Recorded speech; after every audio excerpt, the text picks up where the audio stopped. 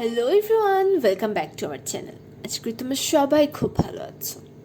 আজকে লেকচারে আমরা আলোচনা করছি লাইকেন সম্পর্কে। অলরেডি আমরা অ্যালজি সম্পর্কে আলোচনা করেছি, ফানজাই সম্পর্কে আলোচনা করেছি, অর্থাৎ আমাদের থ্যালোফাইটস পার্টটা কমপ্লিট।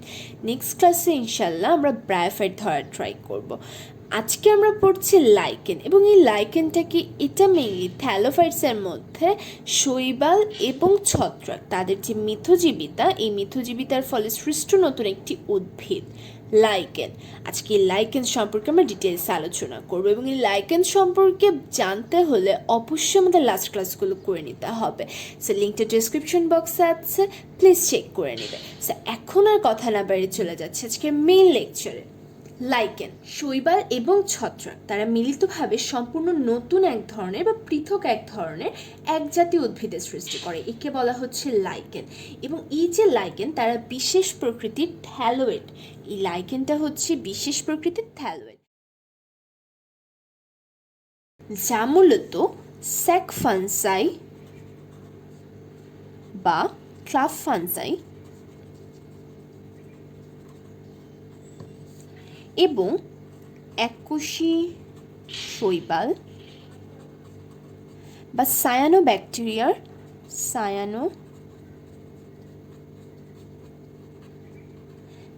একটি ঘনিষ্ঠ অ্যাসোসিয়েশন, যেখানে ওরা মিথজীবিতা প্রদর্শন করে। মিথজীবিতা মানেটা কি? মিথজীবিতা মেইনলি মিউচুয়াল আন্ডারস্ট্যান্ডিং, যেখানে একটি শৈবাল এবং একটি ছত্রাক তারা একত্রে গঠিত হয়ে ভিন্ন নতুন ধরনের একটি উদ্ভিদ সৃষ্টি করছে, বাট এখানে কেউ কারো ক্ষতি করছে না। যেমনটা আমরা ছত্রাকের ক্ষেত্রে দেখেছিলাম, তারা সাধারণত কি হয়ে থাকে, পরজীবী, মৃতজীবী বা মিথজীবী। সেক্ষেত্রে তারা হস্টোরিয়ার সাহায্যে বা হস্টোরিয়ামের সাহায্যে, তাদের বিশেষ শোষণ অঙ্গ সাহায্যে তারা পোষক দেহ থেকে খাদ্য সংগ্রহ করে ফেলে।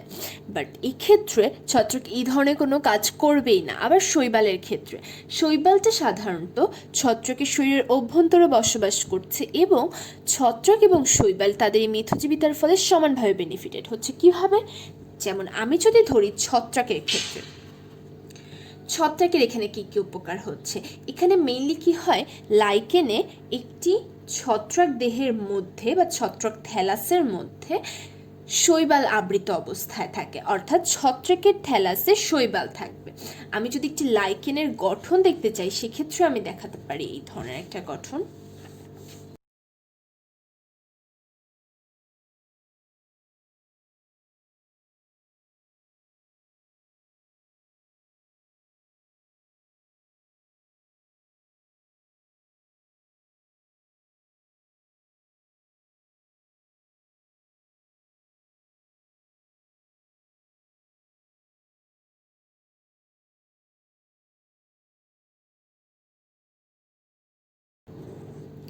আমি খুব বেশি ডিটেলিংয়ে গেলাম না, এই মুহূর্তে এই ধরনের একটা গঠন আমি তোমাদেরকে দেখাতে চাচ্ছি। এক্ষেত্রে আমি কি দেখছি, লাইকেনের যে অন্তর্গঠন সেটা আমি যদি দেখতে চাই, এক্ষেত্রে আমি দেখব প্রথম যে জায়গাটা সেটা হচ্ছে ঊর্ধ্ব কর্টেক্স। এখানে কি থাকে, ছত্রাকীয় যে হাইফি, এই স্তরে তারা সাধারণত ঘন সন্নিবেশিত হাইফি নিয়ে এই স্তরটা গঠিত, এবং এক্ষেত্রে সাধারণত কোনো ফাঁকা স্থান থাকে না। যদি থাকে সেটা অলরেডি মিউসিলাস দিয়ে পূর্ণ হয়ে থাকে, মিউসিলাস দ্বারা পূর্ণ হয়ে থাকে। তো এই জায়গাটা খুবই ঘন সন্নিবিষ্ট অবস্থায় থাকে, যেটা আমরা চিত্রে দেখাচ্ছি। নেক্সট যে পার্টটা দেখা যায়, তাকে আমরা বলছি শৈবাল স্তর। এক্ষেত্রে কি হয়, ছত্রাকের হাইফির ফাঁকে শৈবাল অবস্থান করে, এবং এক্ষেত্রে এই স্তরটা খুবই সংক্ষিপ্ত হয়, আমরা দেখতে পাচ্ছি। বাট এক্ষেত্রে কি হয় জানো, একটি নির্দিষ্ট প্রকৃতির যে লাইকেন, সেখানে তো একটি নির্দিষ্ট ধরনের শৈবাল থাকে, এবং এই অঞ্চলটাতে এসে তারা খুব ঘন হয়ে থাকে, এবং আস্তে আস্তে নিচের দিকে তারা হালকা অবস্থায় রয়েছে। দেখো, একটা দুইটা শৈবাল, খুব বেশি নেই। এই যে পার্টটা, এটাকে আমরা বলছি মেডুলা। এখানে থাকে ছত্রাকীয় হাইফি, বাট তারা খুব হালকাভাবে ফাঁকাভাবে বিন্যস্ত অবস্থায় থাকে, এবং তার মাঝে মাঝে শৈবাল থাকে বা শৈবালের স্তর থাকে। এবং একদম লাস্টের যে পার্টটা, তাকে আমরা বলছি নিম্ন কর্টেক্স। এই সম্পূর্ণটাই আসলে ছত্রাকের শরীরের মধ্যে আছে এই মুহূর্তে শৈবাল, এবং সম্পূর্ণ গঠনটাকে আমি একত্রে বলছি লাইকেন। নিম্ন কর্টেক্সে কি থাকে, এক্ষেত্রে সাধারণত ছত্রাকীয় হাইফি, ঘন ছত্রাকীয় হাইফি দ্বারা এই স্তরটা গঠিত এবং তার নিচে থাকে রাইজাইন এই রাইজাইনটা মেইনলি রাইজয়েড তুল্য বা এক ধরনের মূল বিশেষ। তারা কোনো একটা বৃক্ষের বাকলে বা পাথরে নিজেদেরকে শক্ত করে আটকে রাখে এবং সেখান থেকে খাদ্যরস শোষণ করে নিয়ে থাকে বা খাদ্যরস শোষণে সাহায্য করে থাকে এই রাইজাইনগুলো। এবং এই ক্ষেত্রে দেখা যায় লাইকেনের ক্ষেত্রে বেশিরভাগ খাবারের যে চাহিদা এটা শৈবালই পূরণ করে দেয়, সো ছত্রাকের অত বেশি টেনশন করা লাগে না। তো এখন আমরা দেখি যে এই যে ছত্রাক শৈবালকে জায়গা দিবে, কেন জায়গা দিবে বা তার কি কি উপকার হচ্ছে। প্রথম যে অপশানটা সেটা হচ্ছে খাদ্য। প্রথম উপকারটাই হচ্ছে খাদ্য। শৈবাল খাবার উৎপন্ন করে, ছত্রাক সেটা গ্রহণ করে। এখন এই যে খাবার উৎপন্ন করবে সেটা কিভাবে উৎপন্ন করবে বা সেই উপাদানটা কোথা থেকে পাবে? তার পানি লাগবে, খনিজ লবণ লাগবে, জলীয় বাষ্প লাগবে এবং কার্বন ডাইঅক্সাইড লাগবে। এটা হচ্ছে সবচেয়ে মেইন কথা, কার্বন ডাইঅক্সাইড লাগবে। এখন এত কিছু সে কিভাবে পাবে, কোথা থেকে পাবে? এই যে উপাদানের সাপ্লাইটা এটা দিয়ে থাকবে ছত্রাক। তাহলে আমি বলতে পারি শৈবালের অন্যতম হেল্প যে পায়, শৈবাল যেভাবে উপকৃত হয় তার মধ্যে হচ্ছে সে খাদ্য উৎপন্নের জন্য প্রয়োজনীয় সকল উপাদান এই ছত্রাকের কাছ থেকে পেয়ে থাকে। খাদ্য উপাদানগুলো ছত্রাকের কাছ থেকে পেয়ে থাকে এবং ছত্রাকের ত্যাগকৃত যে কার্বন ডাইঅক্সাইড থাকে সেটাও সে পেয়ে থাকে। কার্বন ডাইঅক্সাইডটা সে সাধারণত পেয়ে থাকে এবং কার্বন ডাইঅক্সাইডের বিনিময়ে সে ছত্রাককে দান করে হচ্ছে অক্সিজেন। কার্বন ডাইঅক্সাইডের বিনিময়ে সে ছত্রাককে দান করছে অক্সিজেন এবং খাদ্য উপাদানগুলো নিয়ে সে দান করছে হচ্ছে খাদ্য। এছাড়াও দেখা যায় ছত্রাকের দেহে যে পরিমাণ বর্জ্য পদার্থগুলো উৎপন্ন হয় সেগুলা সাধারণত সে শৈবালকে দিয়ে দেয় বা শৈবালের মাধ্যমে সে সাধারণত এই বর্জ্য পদার্থের অপসারণ ঘটিয়ে থাকে এবং এই বর্জ্য পদার্থ পরবর্তীতে শৈবাল কোনো একটা কাজে লাগায় এবং এক্ষেত্রে শৈবালের কি হেল্প হচ্ছে? সে আশ্রয় পাচ্ছে, সে খাবার উদ্বৃত্ত খাবারটা তার সঞ্চয় করতে হচ্ছে না, সেটা ছত্রাককে দিয়ে দিচ্ছে এবং ছত্রাকের কাছ থেকে সে খাদ্য উপাদানগুলা পাচ্ছে। বিভিন্ন ধরনের খাদ্য উপাদান যেমন ছত্রাক এগুলা প্রকৃতি থেকে গ্রহণ করে শৈবালকে দান করে। এখন দেখো দুইজনই সমানভাবে উপকৃত, তিনটা পয়েন্ট আমরা পেয়ে গেলাম, সমানভাবে তারা উপকৃত। সো এই যে প্রসেসটা এটাকে আমরা বলছি মিথজীবী। কেউ বেশি লাভ পাচ্ছে না, কেউ কম লাভ পাচ্ছে না, সবাই সমান সমান, কারো কোনো ক্ষতি হচ্ছে না। এই যে প্রসেসটা এটাকে বলা হচ্ছে মিথজীবিতা। এখন চলে আসি লাইকেনের নিশ্চয়ই কোনো বিশেষ ধরনের শ্রেণী বিভাগ রয়েছে। এখন এগুলো কি? যেমন তোমাদের বইতে আছে প্রথম পয়েন্ট বাসস্থানের ভিত্তিতে যে শ্রেণী বিভাগ, যে এখান থেকে একটা কথা মাথায় রাখবে, এখান থেকে যেমন বা উদাহরণের থেকে বেশি আসে যে গাছের বাকল বা কাণ্ডের উপর জন্মায় কোন ধরনের লাইকেন। অপশানে হয়তো তোমার কর্টিকোলাস, টেরিকোলাস এই ধরনের অপশানগুলো থাকবে। তাহলে গাছের বাকলে যারা জন্মায় তাদেরকে আমরা বলছি কর্টিকোলাস,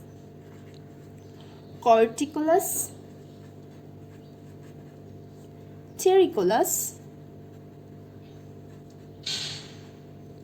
সেক্সিকোলাস,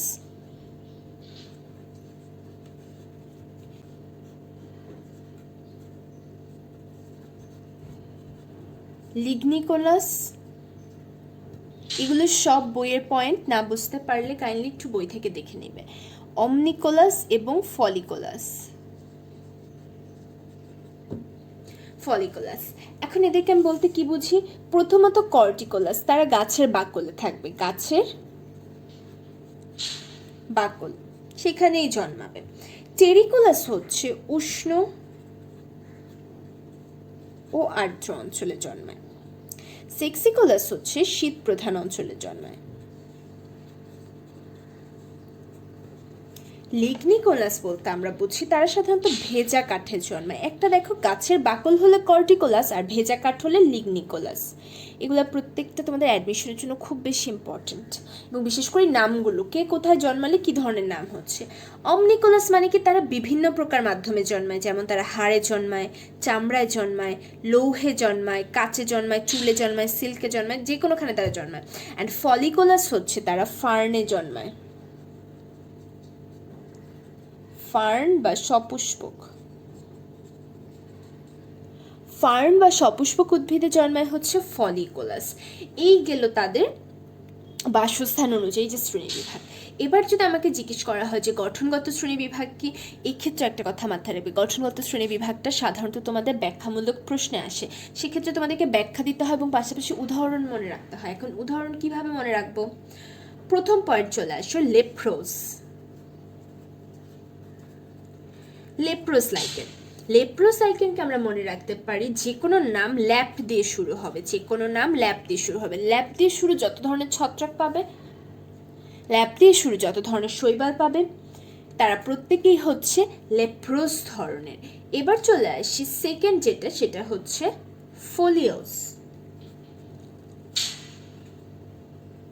ফোলিওস, এই ক্ষেত্রে একটা কথা মাথায় রাখবে, প্রত্যেকের তো দুইটা নাম থাকে, গণ এবং প্রজাতি, তাই না? তাহলে গণের যে নামটা থাকবে তার শেষটা অলওয়েজ এটা থাকবে মা, এরা, লিয়া, রিয়া। মা, এরা, লিয়া, রিয়া। কি ধরনের নাম থাকে তাহলে? যেমন ফ্লেভোপারমেলিয়া, পারমোট্রেমা, জ্যান্থোরিয়া, পেলটিজেরা, পারমেলিয়া। দেখো প্রত্যেকটা লাস্টে মা, এরা, লিয়া, রিয়া আছে, তাহলে তুমি অপশন খুঁজবে অলওয়েজ। এবার চলে আসি যে ফ্রুটিকোস লাইকেন।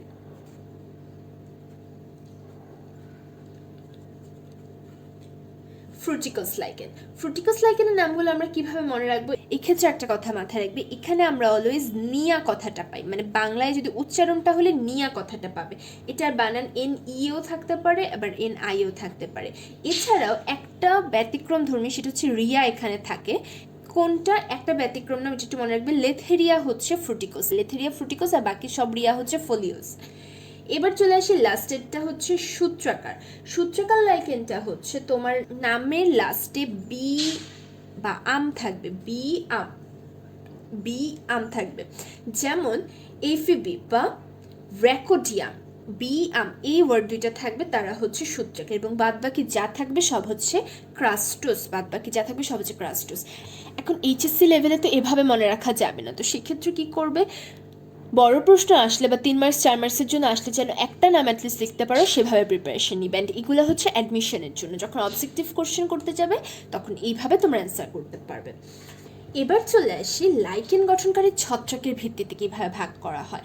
এই ক্ষেত্রে তাদেরকে দুইটা ভাগে ভাগ করা হয়। একটা হচ্ছে অ্যাসকোলাইকেন, আরেকটা হচ্ছে বেসিডিও লাইকেন। বেসিডিও লাইকেন।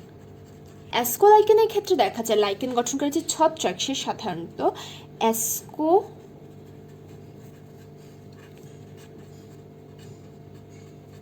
মাইসিটিস শ্রেণীর হয়ে থাকে।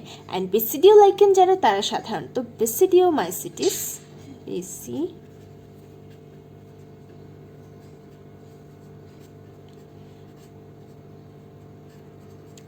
ব্যাসিডিওমাইসিটিস সম্পর্কে অলরেডি আমরা লাস্ট ক্লাসে পড়েছি। ব্যাসিডিও স্পোর সৃষ্টিকারী ব্যাসিডিয়াম থাকে তাদের শরীরে, বিশেষ করে তাদের সাবহাইমেনিয়াম থেকে তারা উত্থিত হয়, এবং ওই ধরনের শ্রেণীদেরকে আমরা বলছি ব্যাসিডিওমাইসিটিস। এখন তাহলে আমরা দুইটা জিনিস পেলাম, অ্যাসকোলাইকেন এবং ব্যাসিডিওলাইকেন। এই গেল আমাদের প্রকারভেদ, এবং অলরেডি আমরা তাদের দৈহিক গঠন বা তাদের অন্তর্গঠন সম্পর্কে একটা ক্লিয়ার ধারণা পেলাম। এই গেল আমাদের লাইকেনের পার্ট। লাইকেন থেকে এইটুকুই তোমাদের পড়তে হতো, এছাড়া আর কিছু না। বাট একটা খুব ইম্পর্টেন্ট অবজেক্টিভ আছে, সেটা হচ্ছে লাইকেনকে সাধারণত কিসের নির্দেশক বলা হয়। প্রথম দিকে বইতে ছিল যে লাইকেন সাধারণত দূষণের নির্দেশক, তারা দূষিত অঞ্চলের কাছে এসে তাদের কালার চেঞ্জ করে বা অ্যাপিয়ারেন্স চেঞ্জ করে, ফলে আমরা বুঝতে পারি যে এলাকাটি দূষিত। বাট একদম যে লাস্ট এডিশনের বইটা, সেখানে এসেছে যে তারা বায়ু দূষণের নির্দেশক, বায়ু দূষণের নির্দেশক। এটা একটু মাথায় রাখবে। নেক্সটে আমরা রিক্সিয়া পড়বো, সেক্ষেত্রে আমরা দেখবো রিক্সিয়া হচ্ছে পরিবেশ দূষণের নির্দেশক, রিক্সিয়া পরিবেশ দূষণের নির্দেশক, আর লাইকেন হচ্ছে বায়ু দূষণের নির্দেশক। এই সেম কথাটাই আবার বইয়ের একদম লাস্ট পেজে, মানে লাইকেনের লাস্ট পেজে লেখা আছে যে পরিবেশ দূষণ নির্দেশক হিসাবে লাইকেন, পরিবেশ দূষণ নির্দেশক হিসাবে আমরা লাইকেনকে ব্যবহার করে থাকি। এটা হচ্ছে পয়েন্টের নাম, এবং পয়েন্টের লাস্ট লাইনে বলা আছে বায়ু দূষণ অঞ্চলে লাইকেন কম পাওয়া যায়। মেইনলি এই ক্ষেত্রে একটা কথা মাথায় রাখবে, যদি তোমাদের ভর্তি পরীক্ষার প্রশ্নে আসে সাধারণত লাইকেনের কথা, বায়ু দূষণ পয়েন্টটা দেখলে তোমরা লাইকেন অ্যান্সার করবে।